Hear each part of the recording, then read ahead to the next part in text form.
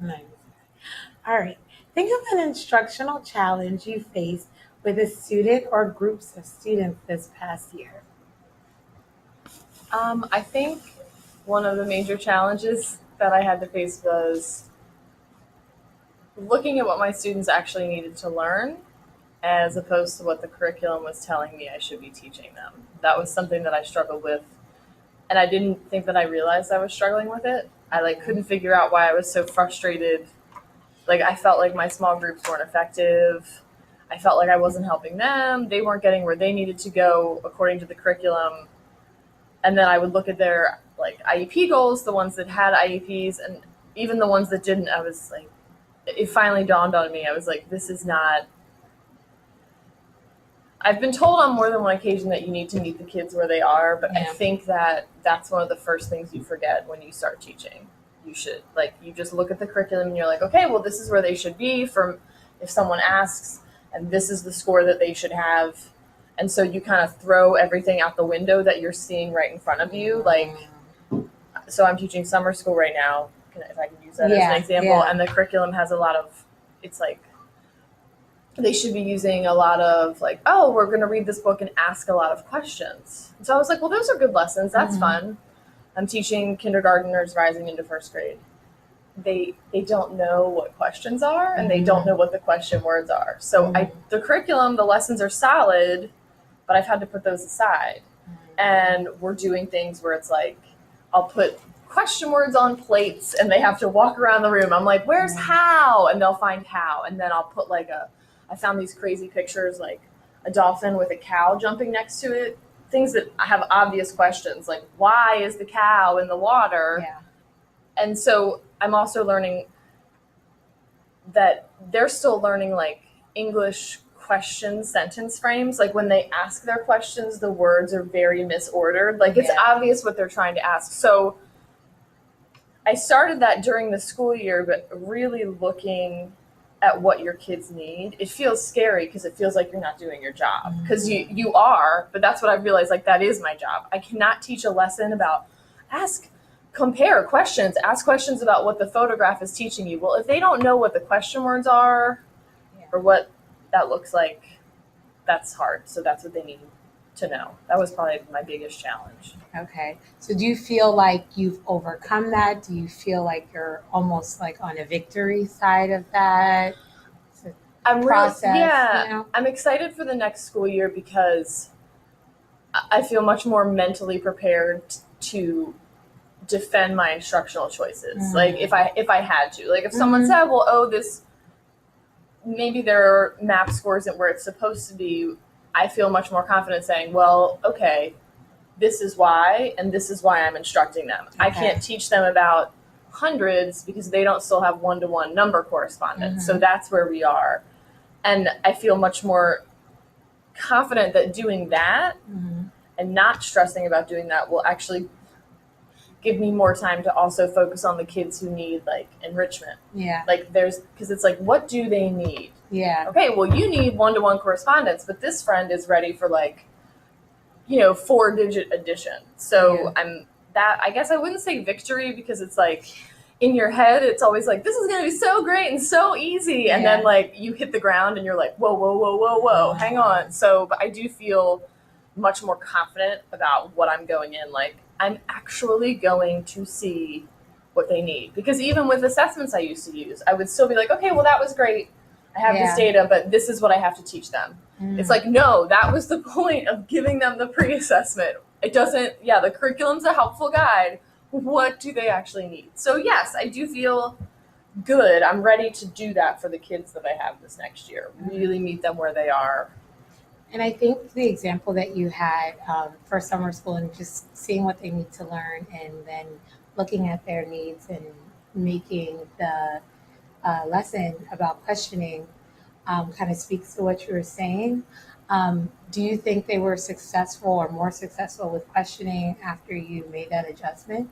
Oh yeah, we're having every day we have a different picture or a few pictures, and the first day it was okay, I want you to ask a question about this, crickets. So we play the games with the question words, and so now a lot of their questions are very similar. but at least now I'm getting more hands up. Like, Yeah.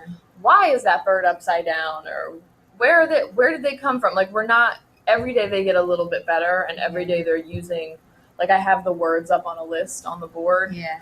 And every day they're getting a little bit better about using more of them, and I'm typing them up as they say them. I'm still working on like possible like sentence frames, like ways to scaffold that more. But I would say that, yeah, every day it gets easier for them. So I'm just going to keep doing that, at least as long as questions are where we're supposed to be at, which is most of the summer. Yeah. And then, this might be repetitive. So thinking about what you attribute to the success and that growth that you saw, what kind of, if you could pinpoint it, would that be like one takeaway, I guess you kind of pass on to somebody else that has helped you kind of see that shift in students? I would just say I think most teachers have really good instincts. So I would say look at the curriculum. Then it's your job to dial it back. Like it's your and that will make your job better, more enjoyable, and it makes your children more successful. Yeah. Because that's what I missed. Like I would look at my students and be like, oh my gosh, how can I be expected to teach them this? And then it's like, no, you're the teacher. Like that is your job. If they're not ready to learn that, you need to look at that skill and be like, okay, what do they need to learn to get there? Yeah. So I think it's important for you to know too that even though you dialed them back, I think you should also kind of commend yourself too that you didn't stop them from questioning. You didn't make up everything for them. Like you still have them be part of the process and work in that indicator, even though you had to like adjust it for them. Because they'll get there. Yeah. But that's it. Like you just can't. I don't know when this happened in my teaching career, because I know when I started, I got this concept, but it's like, like you said, it doesn't mean they're never going to ask a question. They just, you have to teach them because you are the teacher. Like that. Okay, that step one. Yeah. Like you're like, oh no, well I can't teach them if they don't know questions. No, you have to teach them. Well, in kindergarten, everything. Yeah. Shout out to kindergarten teachers. What are you doing? Sorry. I'm gonna stop only because. So an instructional challenge I had with a group of students last year was just getting through the vocabulary in the curriculum. It's very difficult, especially for my level 1. We saw students level 1 and level 2. So usually what I would try to do is incorporate songs to bring the vocabulary to life, hand movements, like one of our favorite ones for compare and contrast. We did making a connection, a link with our hand, compare and contrast. So that helped them to remember, what was the same and what was different between books, characters, whatever we were focusing on for that indicator. So the challenge definitely was vocabulary for those level 1 students. Our successes, I guess, seeing how when they got to do their independent work, they got it and they understood and they were able to show me, by themselves on their paper. And they remember those hand movements, helped them to remember some of the vocabulary. Anything else? So, as far as almost like a takeaway, something you would attribute to the success, like you feel like were they able to use that hand motion and really understand what you were saying when you were asking them to compare and contrast in different places? Yes, they were able to. I mean, oftentimes I would catch them doing this to themselves or to a partner, somebody working in a group with them, to remember what was the same and what was different. Even with when we studied the water cycle, we did the circular motion, so they would remember that. It's a pattern, it keeps happening over and over. So yeah, they definitely remember those things. So what would you say is a takeaway you might give someone that you attribute that success to? What would you tell someone going forward if they are struggling with something similarly vocabulary being an issue? Make it real for your students.